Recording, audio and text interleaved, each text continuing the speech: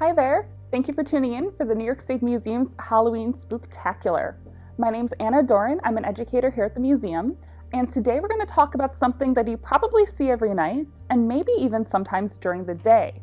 We're going to talk about the moon and its many phases. Now, over the course of 29 and a half days, so about once a month, the moon will cycle through a series of phases.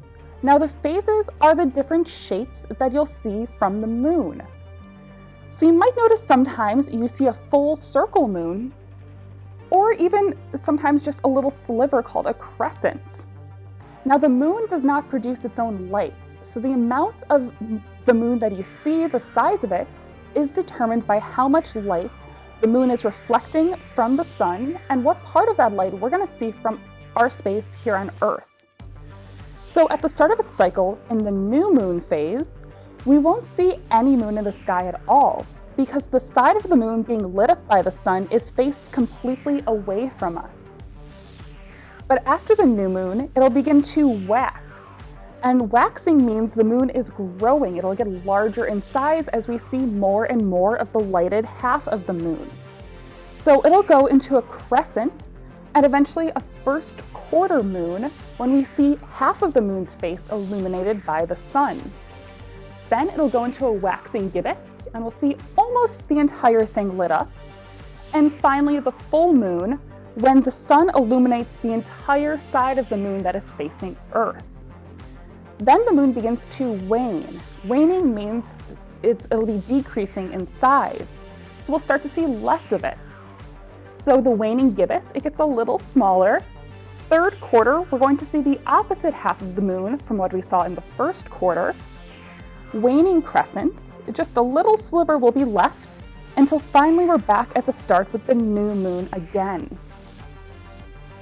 So if you want to try to make your own diagram of the moon phases, a fun way to do it is to use cookies. So using sandwich cookies like Oreos, you can make the different shapes of the moon out of the white frosting inside. Now, it's pretty easy to do this. You'll just need some cookies and very carefully twist them in half. And you can either have all the frosting left on it and it'll be a full moon, or you can pick a moon phase you'd like to do and use a knife or even a popsicle stick to carefully take off the frosting that you don't need. So here, we'll do a little quarter moon. We'll just take off half the frosting here. A little messy there. There you go, you got a first quarter moon right there. Now you can also document the moon phases as you see them. Keep in mind though, the moon goes through 8 phases in 29 and a half days. So that means each phase will be present in the sky for about 3 or 4 nights in a row. But it's especially cool to try to keep track of the moon phases this month, because in October 2020, we have a special phenomenon when we have 2 full moons present in the sky at once. Now, typically we only get 1 full moon in a month. The first full moon in October was on October 1st, and that was called the harvest moon. The name harvest moon means that it's the full moon that occurred closest to the first day of autumn. And harvest moon also indicated that it was helpful for the harvest. The bright light from the full moon at night helped farmers have a little extra time harvesting crops before winter came. Now the second full moon will be on Halloween, and the second full moon is called the blue moon. Have you heard the phrase, "that'll happen once in a blue moon"? Usually it refers to something that happens pretty infrequently, and a blue moon is pretty rare. They only occur every 33 months, so it'll be almost 3 years until we have another blue moon again. So after this year's blue moon on Halloween, the next blue moon will happen on August 31st, 2023. So make sure you check it out this month. Now, there are a lot of myths and legends and history surrounding what humans think about moons and moon phases, particularly the full moon.